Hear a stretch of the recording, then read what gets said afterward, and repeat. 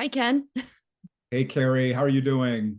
I'm good. I'm good. Welcome back to another one of these coaching conversations that you and I are having, which will be nameless for right now.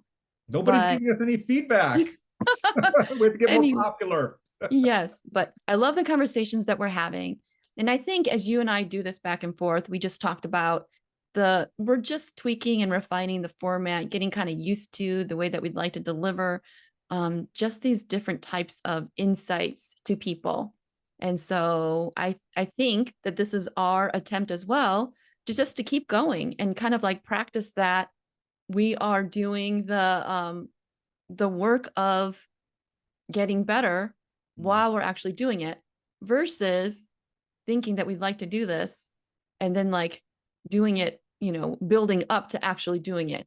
So we're actually doing it and refining as we go, which is good. So I just want to say high five to you High for that. five. And I love doing this, by the way. Like I do this, too. this is a lot of fun. So what I realized though was that as we were going back and forth talking about, different podcasts that we want to talk about and share, this is our third, I think, Adam Grant type of conversation. So I think that tells us number one, we are really there are things that Adam Grant talks about, the things that he researches and studies that clearly have an affinity for both you and I and the work that we do out in the world, right? Yep. And also just the conversations that he has with people, the guests that he brings on, I think allow us to think and then rethink and then share with people what just different ways of thinking and being in the world rather than just kind of like living life on autopilot, which I think is another reason why we choose Adam Grant. So, this particular episode that I asked that we talk about was his interview with Maurice Ashley. And I don't know if we talked about this on the last recording that we did when we talked about Jennifer Garner, Mhm. but this particular, this episode, because of the Jennifer Garner episode, made me actually go back through the Rethinking podcast to look for his interview with Maurice Ashley, which he mentioned back then. And just for context, Maurice Ashley is listed in, I think, the opening of Adam Grant's book, Hidden Potential. And Maurice Ashley is I think, international grandmaster in chess, right?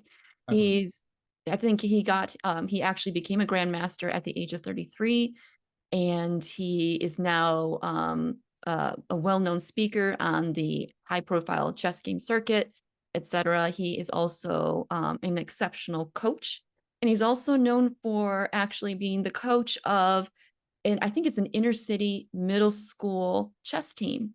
And it's kind of like that Cinderella story where he helped lead them to actually a national championship as well in chess.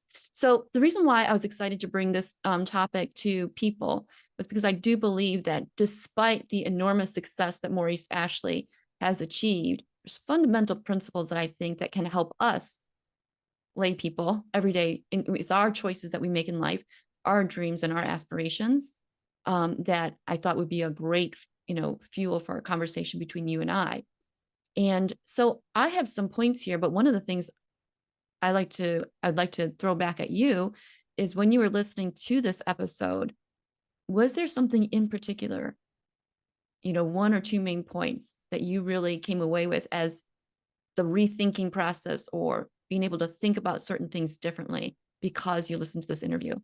Yeah, I'm really glad you sent me this podcast to listen to. I listened to it once halfway through, and then I moved on. And your asking us to review this today just allowed me to go back and this was a really good podcast. And the one idea that really struck me, do you see this chess board behind me?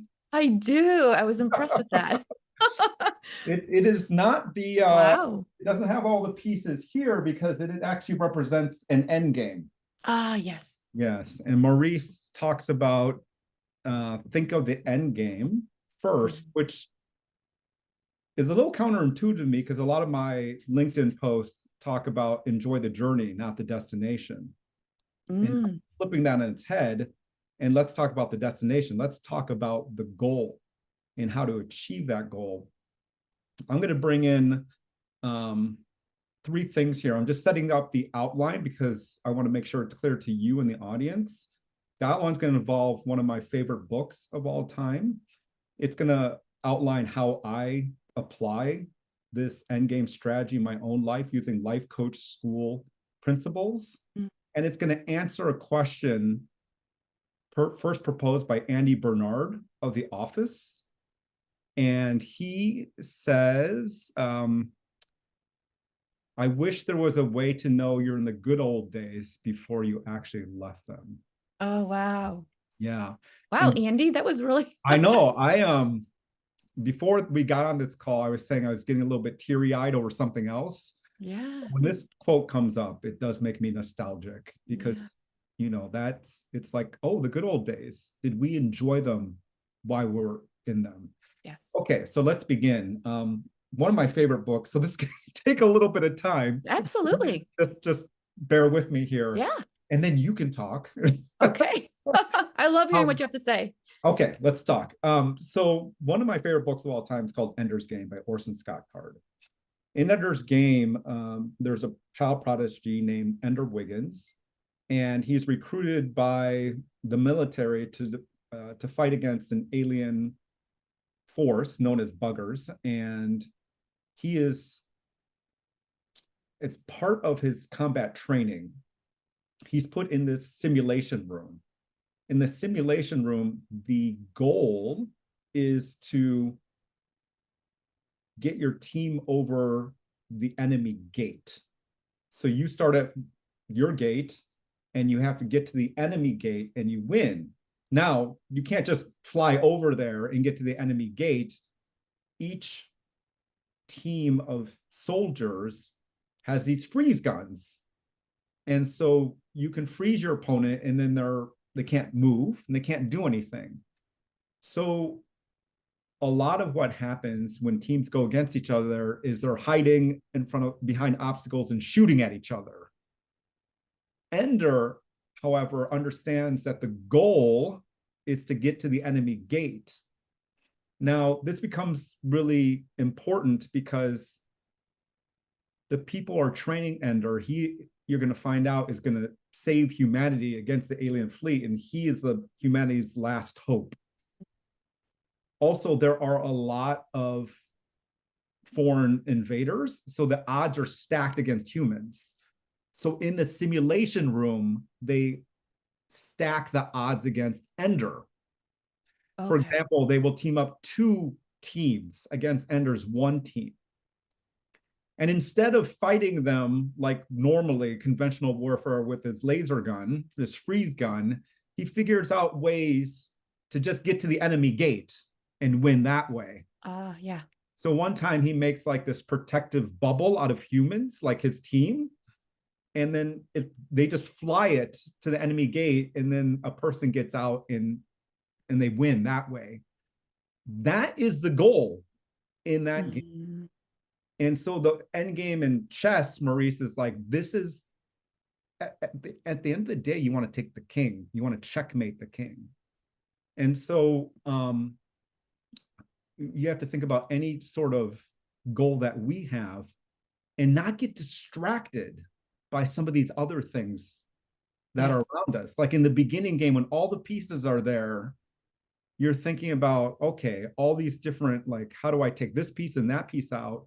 But then you might not actually remember, or you get distracted that the actual point is to take the king. Mm-hmm. Okay, so then how can we apply this in our own lives?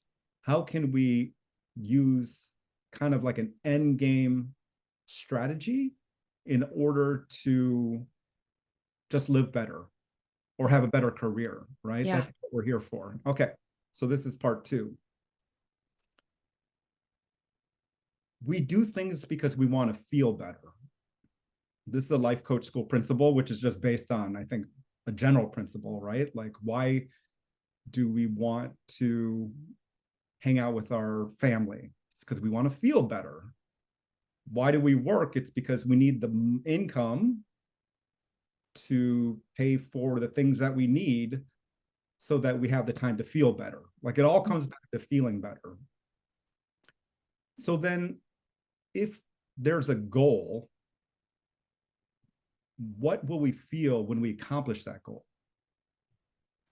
And we can do this right now. I'm going to be teaching, as you know, Carrie, a workshop at the University of Chicago, and it's on confidence. And I was teaching this principle about feelings. And I asked my participants to go, how would you feel if you were more confident?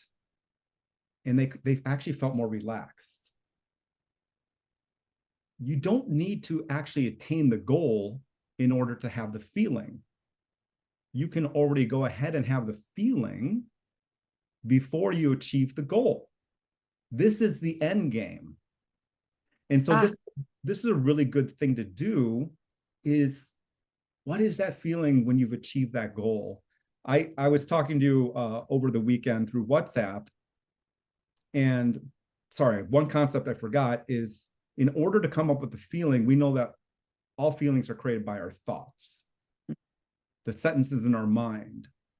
And the feeling I wanted to create over the weekend was awe, A-W-E, awe. And then to help me do that, I came up with a thought focused on the little things. Mm. And so all through the day, I was able to notice the little things. When I was out with my son and we opened up the gas tank to the car, because he likes doing that, he went, wow. I love that. It's so cute. And it's Yes. something I could appreciate. When he was going on bare feet, it's pretty cold here in Indiana, but not cold enough for him. He wanted to go on his bare feet. And I just closed my eyes and heard the little pitter patter of little feet. Because I came in with a thought, I want to appreciate and notice the little things so that I could feel awe. And so this is an exercise that I think we can all do. And we get to Andy Bernard, who says, how do you know that you're in the good old days before you leave them? Well, I think I just demonstrated that. Yeah. By coming up with a feeling now and coming up with the thoughts now, you're always going to be in the good old days.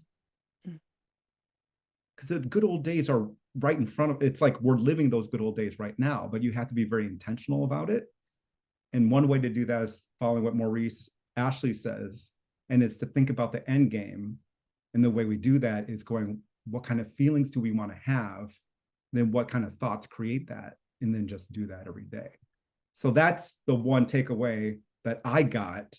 And one takeaway I want our audiences hopefully to apply. And if you are wanting to sit down and learn how to do that, talk to Carrie or me, right? We're both mindset coaches. We both love this work.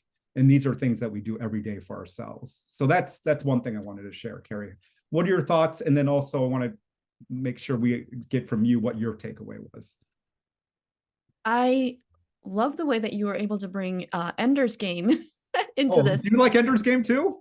You know what? I did not know it existed until I happened to see the movie, but I can see exactly what you're saying and how that applies, especially with what Maurice Ashley was talking about in starting with the end game.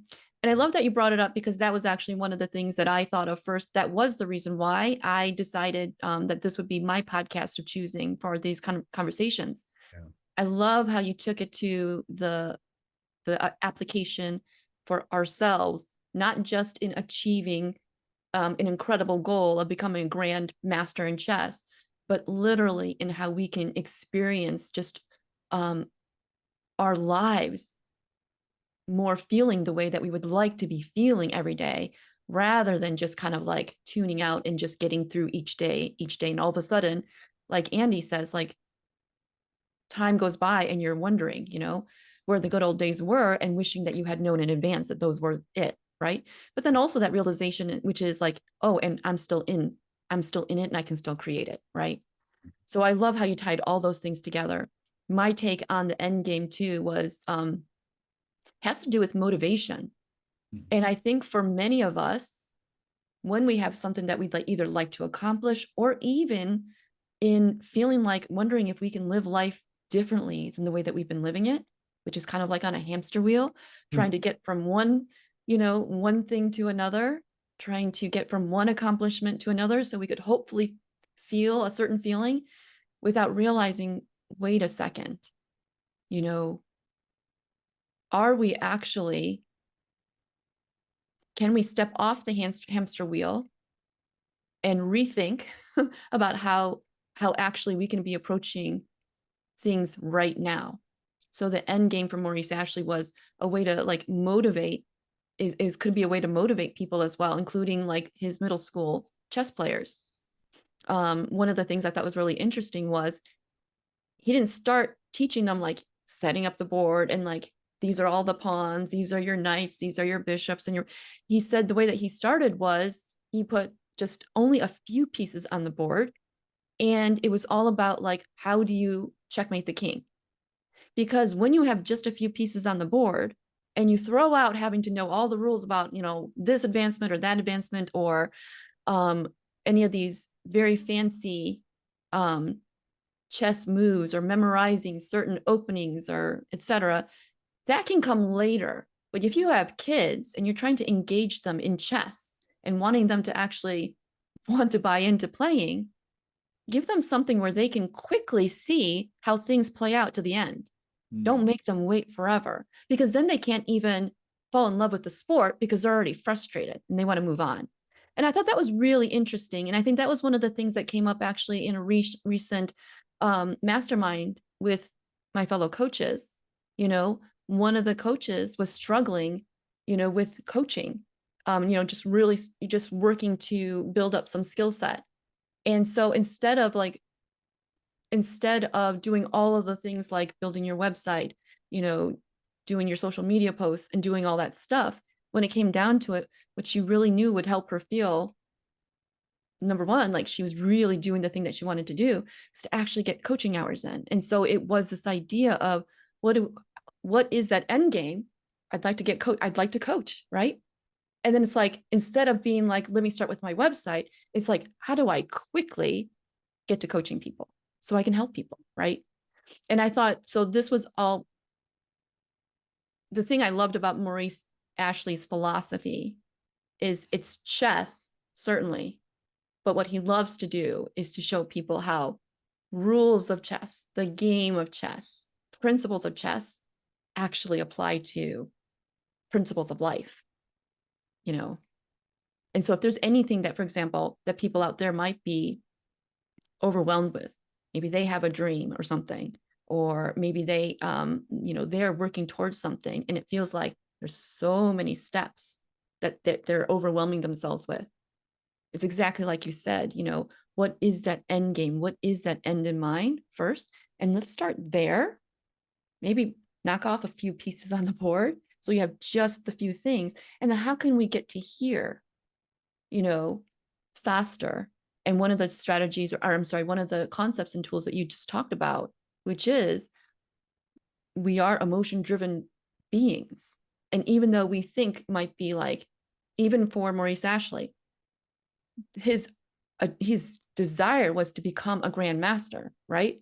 But why did he want to become a grandmaster, right? And it's because there is something he's going to either think about himself, believe about himself, which will allow him to feel something. Is it a feeling of pride, accomplishment, this whatever that feeling that comes from, I spent years developing this skill and I'm proud of me doing that, right? And that led me to get this outcome. And that is what we talk about, like the journey, right? But it is that developing that mastery. And some people really love the idea. They don't want to just be a grandmaster, but they love the idea that it took them everything that they needed to do to get there. That's what they love. And maybe that is that sense of deep pride, satisfaction, whatever it is that they feel, right? And so taking it away from chess, but towards what we are working to accomplish in our lives. Just like you said, what is that feeling that you think that you'll be able to feel? And how can you help yourself create that? Knowing that that feeling comes from our thinking, right? But then using that to then also take the steps to get there. Yeah, I thought it was a very creative approach to motivate his students by thinking about the end game. Mm-hmm. What came up for me as you said this was the word motivation. And there was a story in the beginning of the interview where Maurice is playing in a tournament, which, if he were to win, would entitle him to become a grandmaster. And that day he's ironing his clothes and he's struck by the thought of understanding his grandmother's words to him long, long ago, which he had taken against himself. And those words were jack of all trades, master of none. And Maurice always used that as my grandmother, I think it was a grandmother, scolding me and is belittling me. But he realized what his grandmother was trying to do is to focus him because she loved him. Yeah.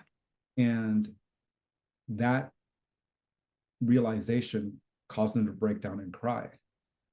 And then I guess the rest is history. You won that Grandmaster tournament and became GM. So yeah, motivation can sometimes be blocked and made inaccessible when we do take words against ourselves like that.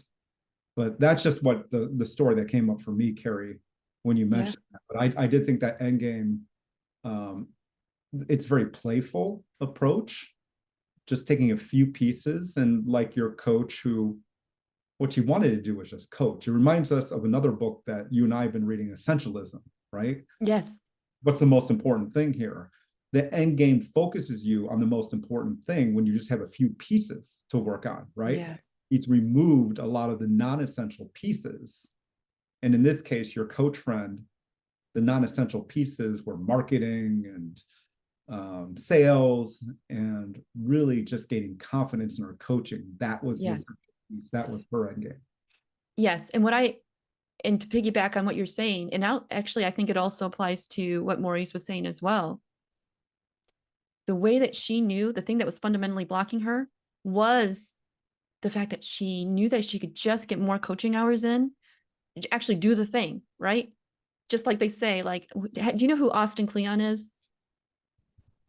Yes, I think I do. Yeah. But Anyway, yeah, he talks about well, one of his quotes, which I love, is most people want to be the noun, but they don't want to do the verb.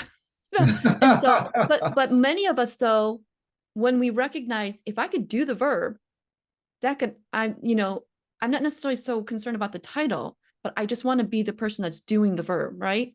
And so for that, it's like you said, removing a lot of those distractions, the things that we think we're supposed to do. You start with the end game and it removes actually quite a lot of those things.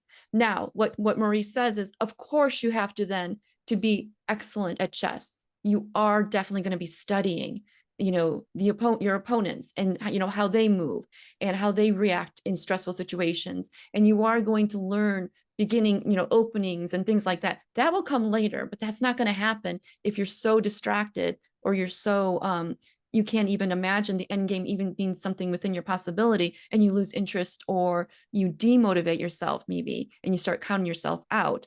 Then it's like, so I think that was, I appreciate the parallels in both, and one of the things, if just to add one more point to what you said with regard to the grandmother's story, what she said about jack of all trades, master of none, and how Maurice Ashley much later in life realized the wisdom and the love that was beyond that. Because the idea was, Adam Grant said, it sounds to me like she realized that you might be good at a lot of things in your life, and she was actually trying to help you say, and when you're good at a lot of things and you spend a lot of energy a lot of places, you don't let yourself be really great at something.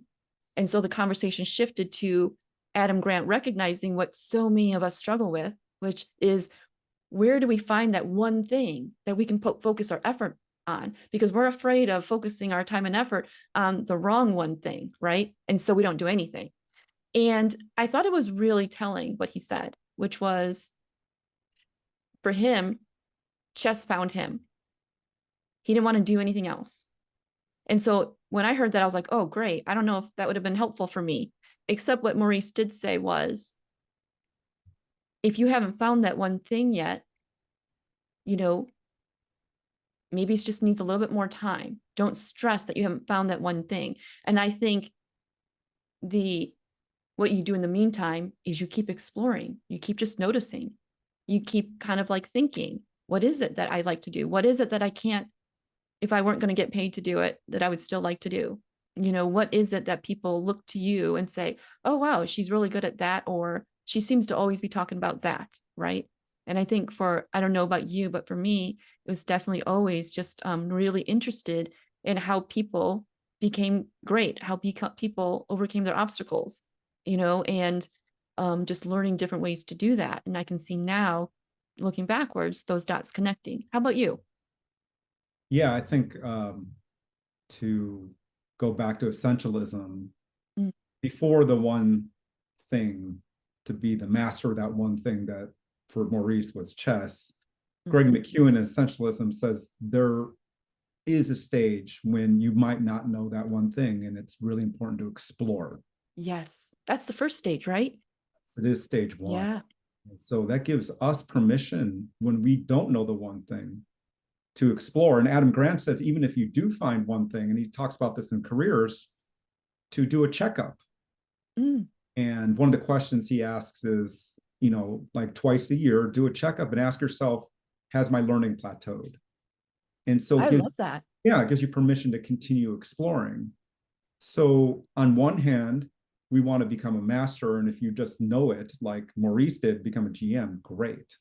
Mhm, But we're all not, it's not, we all are not, but a lot of us maybe don't have that single-mindedness of interests that Maurice mhm. did. And so let's make sure that our mind is open and curious to things that unveil themselves as we pursue whatever it is we're pursuing. Watch out for detours, because those detours might be your next career move. Yeah.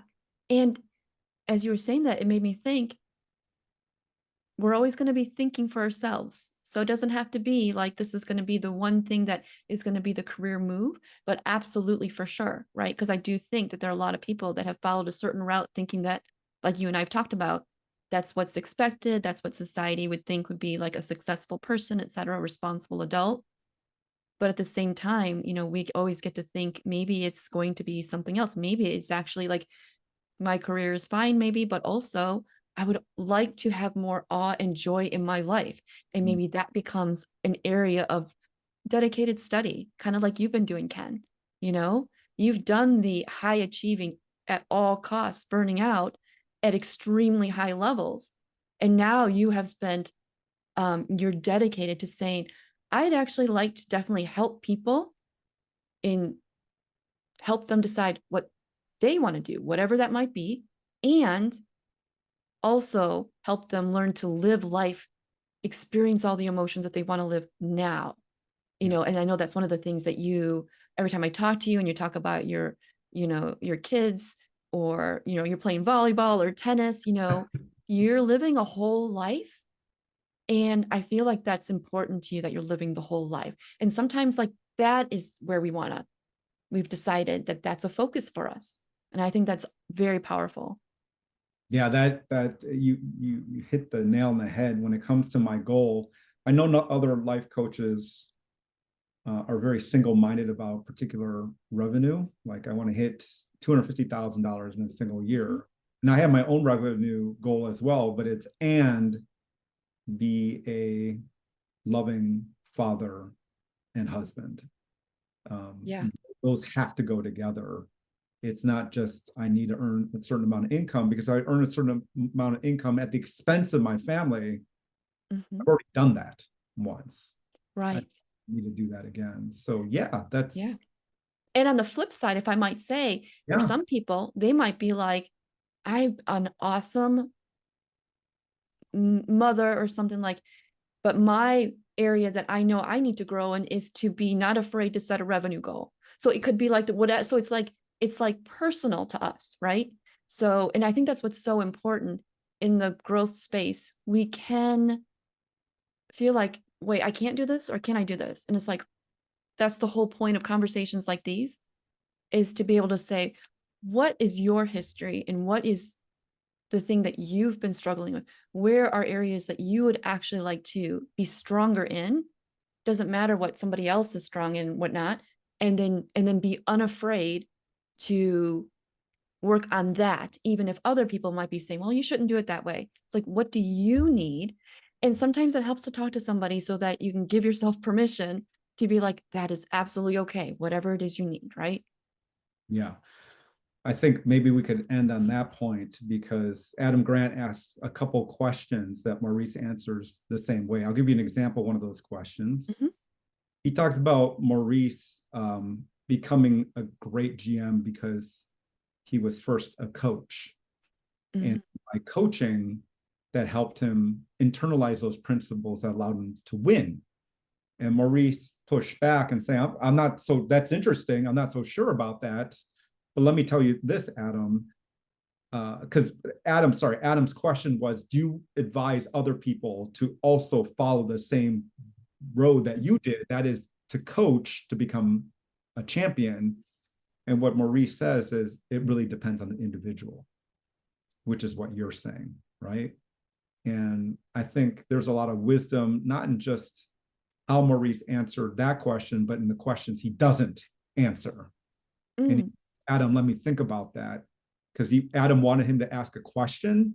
And Maurice is like, let me get back to you on that. I don't have a great question right now, but I'd like to think about that. Yeah. And so, yeah, I think you really bring up a good point. What my goals are certainly not somebody else's goals. Yes. But to do that, I think you can live life and try to figure that out. But I guess I'm making another bid for life coaching. I really helped, and you do this too, Carrie, is when people have competing priorities, how do you figure out what is it something that you truly desire? Or as you might have mentioned earlier, it's through society. Right. Society wants you to do this or that. What is it that you really want? And let's figure out a way that, because there's going to be a lot of hurdles in that way. Number one, I would say is discomfort. And then when I have people imagine what they want to do, I just say, assume two rules, Carrie. One is you'll be successful. And two, it's going to be uncomfortable. And what that does is it frees the mind for people to dream really, really big and choose what they do. Yes, I love that. And that can be a subject of another episode as well. Because that is actually something that requires getting out of your current state in order to allow yourself the opportunity to dream of this future state so that you can actually, start taking steps toward that direction. So I wanted to close in a way that we normally don't close, but just to make sure that we honor the people that we talked about. So Adam Grant has a podcast. Is it No Longer Work Life? Is it called Rethinking now? The book is Rethink. The podcast is still Work Life. The book is actually, Think Again. The book is Think Again. And actually, I think it's now but it's funny. It's RE : thinking. So it might be like, how like in letters, in correspondence, the RE section, like RE : And so to me, I thought it was called Rethinking, but I think it's also a play on like, hey, wait, are you talking about this book or? No, so I'm talking about the podcast, which is Rethinking. Yeah. But yes, Think Again by Adam Grant. Okay. Work Life with Adam Grant, management podcast. Yeah, I'm just looking at it right now on the internet. It's so weird. It's also I think called Rethinking. But anyway, and we're both right. Yes, we're both right. But also then Maurice Ashley does talk about his own book, which came out some I think several months ago, maybe last year. But his book is called Move by Move, which is basically talking about chess, but using chess principles for life as well. So I wanted to close honoring all the places that you can find those great individuals that we talked about today. And thanks for hopping on, Ken. Thanks for having me, Carrie. It's been a blast. Yes.